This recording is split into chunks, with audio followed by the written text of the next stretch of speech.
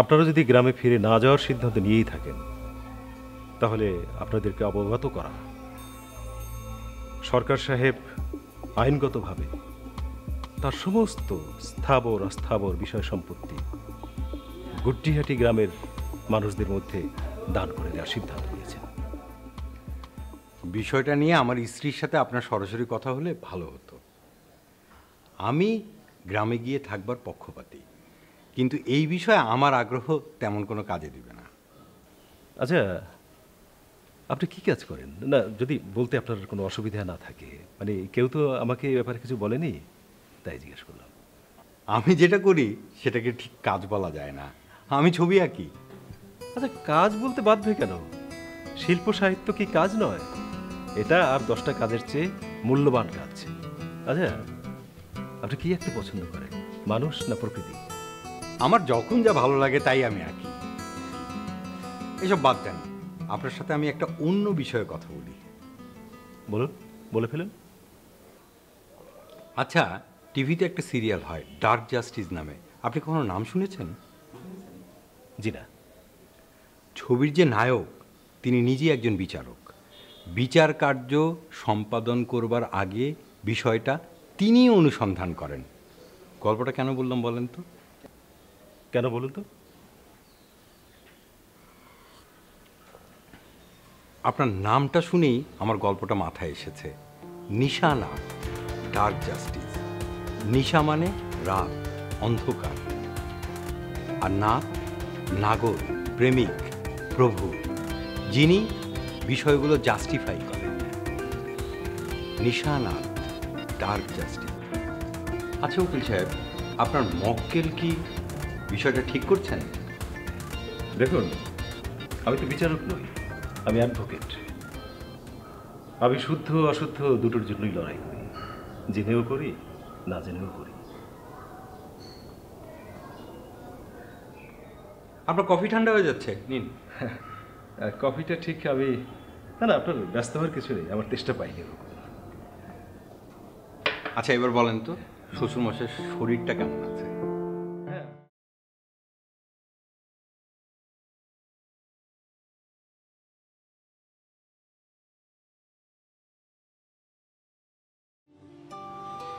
তুমি জানো আমি দুপুরে ঘুমাই না।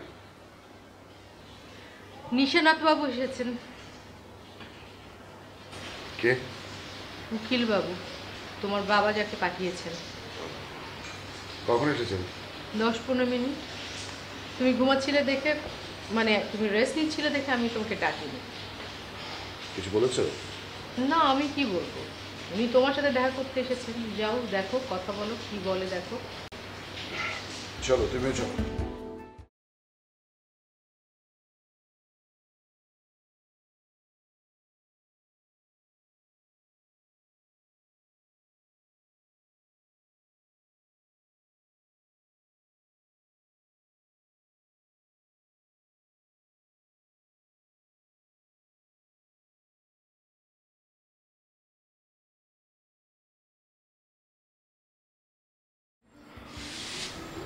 আমি আসলে আপনার খুব একটা সময় নেব না।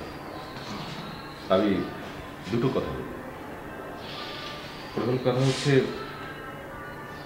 আমি আপনার পিতার পক্ষ থেকে একটা অনুরোধ নিয়ে এসেছি। সরকার সাহেবের বয়স হয়েছে, এই শেষ বয়সে উনি সন্তানদের সঙ্গ প্রত্যাশা করতেই পারেন, এটা ন্যায়সঙ্গত। আপনারা যদি গ্রামে ফিরে যাওয়ার ব্যাপারটা বিবেচনা করতেন। না, আমি জানি যে আপনাদের নানা রকম সমস্যা রয়েছে, তারপরেও একজন বৃদ্ধ পিতার অনুরোধ রক্ষা করতে সন্তানরা তো কত রকমই স্যাক্রিফাইস করতে পারেন। উকিল সাহেব, আপনার লাঞ্চ করা হয়েছে? জি, আমি আপনার ছোট বোনের বাসায় লাঞ্চটা সেরে ফেলেছি।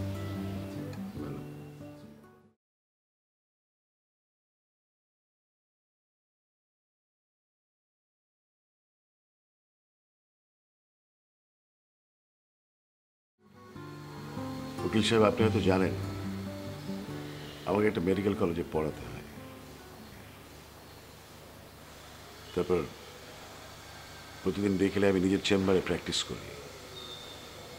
আমার একদিনের অনুপস্থিতি মানে অনেক ঝামেলা। প্র্যাকটিস ছেড়ে গ্রামে যে স্থায়ীভাবে বসবাস করা মানে বোঝেন?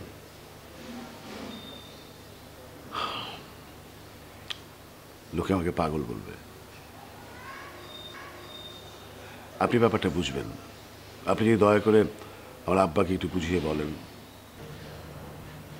দেখুন, আপনারা ভাই বোনেরা সবাই মিলে যদি আপনাদের পিতাকে বোঝাতে পারতেন, আমরা সেটাই ভালো হতো। সবার একসঙ্গে হওয়াটাই তো মুশকিল। প্রত্যেকেই যার যার জায়গায় এনগেজড। সবার একসাথে ছুটি ম্যানেজ করা ইম্পসিবল। হ্যাঁ, দেখুন, 200 লাখ টাকার সম্পত্তিও কিন্তু না। আপনার বাবার যে সম্পদ রয়েছে তার বর্তমান বাজার মূল্য কয়েক কোটি টাকা। এখন আপনারাই যেটা ভালো বোঝেন করবেন। আমার এখানে অবশ্য আসার আরও একটা উদ্দেশ্য রয়েছে।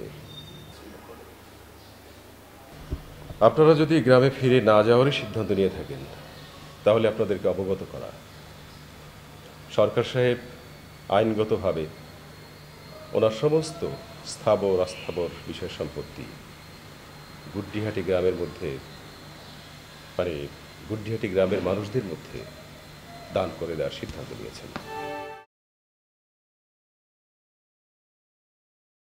পিতার সম্পদের উপরে সন্তানদের অধিকার রয়েছে এবং সেজন্যই কিন্তু আপনাদেরকে অফিসিয়ালি এগুলো জানানো। এখন আপনারা পিতার অনুরোধ উপেক্ষা করার মাধ্যমে প্রমাণ করতে পারেন যে পিতার সম্পদের প্রতি আপনাদের তেমন কোনো আগ্রহ নেই। আচ্ছা উকিল সাহেব, আপনার কি পরামর্শ? দেখুন, এটা একেবারেই আপনাদের পারিবারিক এবং ব্যক্তিগত ইস্যু। এখানে আইনগত কোনো পরামর্শ দেওয়ার কিছু নেই। তবে এত বিরাট একটা সম্পত্তির লোভ ত্যাগ করতে পারাটা একটা কঠিন ব্যাপার এবং সাথে সাথে বোকামি।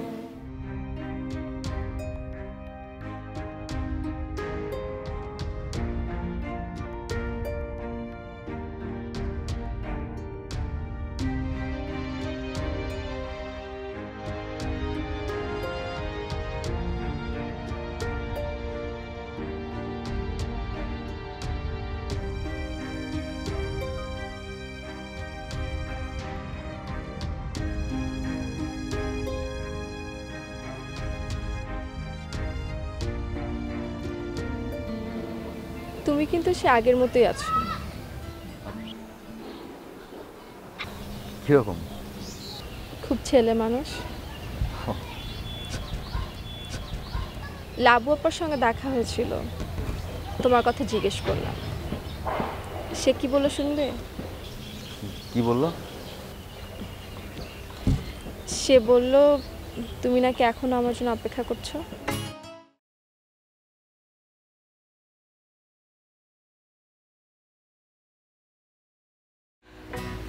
তুমি হঠাৎ করে সব যোগাযোগ বন্ধ করে দেবে ভাবিনি। খুব কষ্ট পেয়েছিলে তাই না? যোগাযোগটা বন্ধ না করলে আরো বেশি কষ্ট পেতে।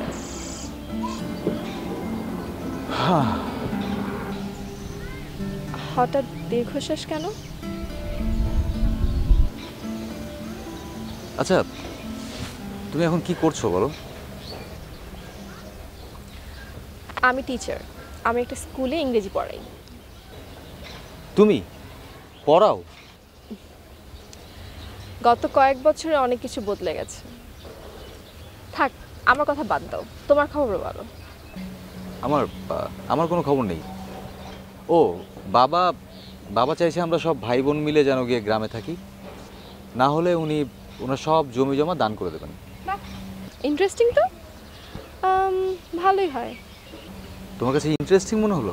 হ্যাঁ, সবাই তো আজকাল শহরে এসে পাড়ি জমাচ্ছে, তোমরা না হয় গ্রামে ফেরত গেলে। গ্রাম আর আগের মতো নেই শৈলী। কোনো কিছুই কি আগের মতো থাকে?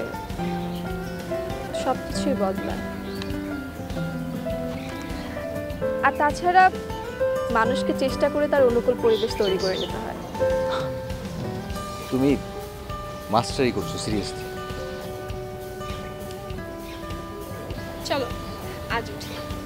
আর একটু থাকো। এতদিনের গল্পকে একদিনে শেষ হবে? তার চাইতে ভালো আরেকদিনের জন্য রেখে দিই। চল। ওকে।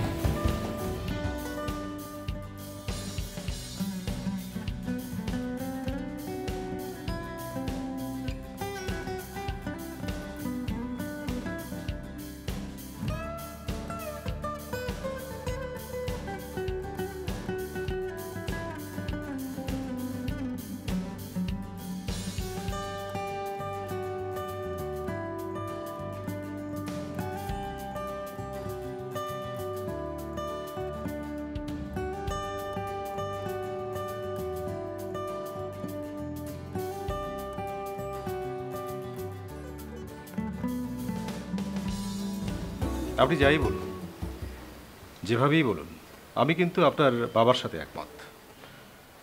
জন্মস্থানের অধিকার আছে, সেটা আপনারা অস্বীকার করতে পারেন, কিন্তু তাই বলে সেটা মিথ্যা হয়ে যাবে না। আপনার যুক্তি, আপনাদের ব্যাখ্যা সবই ঠিক আছে, কিন্তু তাই বলে আপনার বাবার সিদ্ধান্ত স্রেফ পাগলামি বলে উড়িয়ে দেওয়া যাবে না। আপনার কাছে কি মনে হচ্ছে না যে বাবা স্বার্থপরের মতো তার ডিসিশন আমাদের উপর চাপিয়ে দিচ্ছে? স্বার্থপর কে নয় বলুন? আপনারা কি স্বার্থপর নন? আমি যতদূর জানি, গত ঈদে আপনারা কেউই গ্রামের বাড়িতে যান। আপনাদের ব্যস্ততা আপনাদেরকে অন্ধ করে দিয়েছে। কিছু মনে করবেন না, এটাই কিন্তু সত্যি।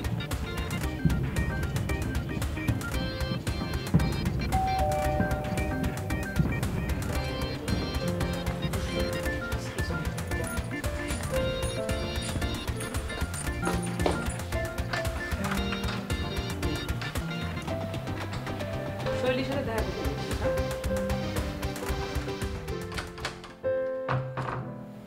উকিল সাহেব এসছেন, যা কথা বল।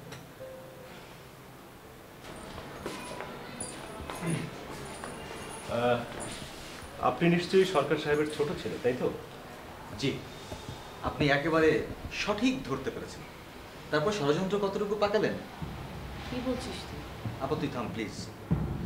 এরা সবাই মিলে বাবাকে ভুজুং ভাজুং বোঝাচ্ছে। আমার ধারণা বরাত কাকা এই উকিলকে দিয়ে কিছু একটা করছে। কি হাসছেন কেন? সত্যি কথা বলে ফেললাম তাই। ভালো অ্যাডভোকেট হতে হলে প্রথমে কি শিখতে হয় জানেন? শত্রুর তীর হজম করে ফেলা। আপনি ঠিকই ধরেছেন। আমি আপনার পিতার সমস্ত সম্পত্তি কবজা করে ফেলব, এবং আপনাদের গ্রামের বাড়ির প্রতি আমার এক ধরনের লোভ আছে। দেখুন, ঘটনা ঘটে যাওয়ার পরে কিন্তু আর কিছুই করার থাকবে না। মাঝে মাঝে শখ করে হলেও দু একদিনের জন্য যে বাড়িতে যাবেন সেটাও কিন্তু পারবেন না। তবে আপনার পিতার অনুরোধে আপনারা যদি গ্রামে গিয়ে থাকতে শুরু করেন, তাহলে হয়তো আমার ভুজুং ভাজুং কোনো কাজে আসবে না। এখন সিদ্ধান্ত আপনাদের।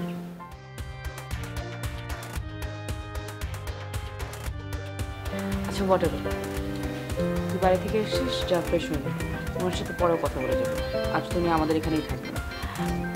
আপনি আসবেন।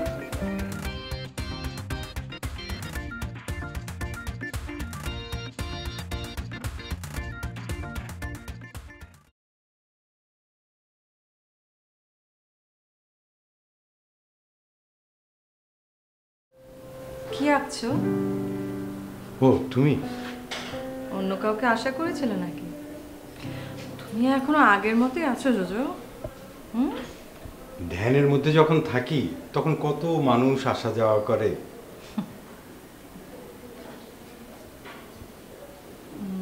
আচ্ছা তুমি বলো তো, এটা কি গাছ?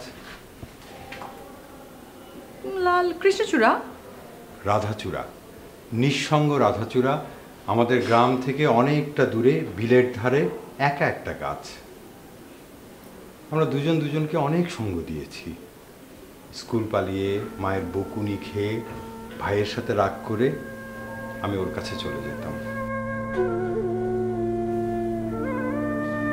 তুমি ভাবতে পারো এই গাছটা এখন আর নেই। পদ্মার পানিতে এই গাছটা ভেসে গেছে। ও শুধু বেঁচে আছে আমার স্মৃতিতে। আচ্ছা, মানুষের স্মৃতি এমন কেন বলো তো? তুমি সত্যি গ্রামে যেতে চাও তাই না? চাই। ও, তোমাকে তো উকিল সাহেবের কথা বলাই হয়নি। আজকে উনি এসেছিল, অনেক কথা হলো। তোমাদের কিন্তু একবার গ্রামে যাওয়া উচিত, অ্যাটলিস্ট সিচুয়েশনটা বোঝার জন্যে। 2-4 দিনের ব্যাপার হলে যাওয়া যায়, কিন্তু গ্রামে গিয়ে কি থাকা যাবে? মানে 2-4 দিন পরেই দেখবে যে আর ভালো লাগছে না, কেমন ছটফট লাগছে। আর আমি আগে থেকেছি তো, আমি জানি। আচ্ছা শোনো, আমি শুয়ে পড়ি, সকালে তারপর কলেজ আছে। তোমাকে কফি বানিয়ে দিয়ে যাবো? না না, লাগবে না, তুমি বরং শুয়ে পড়ো।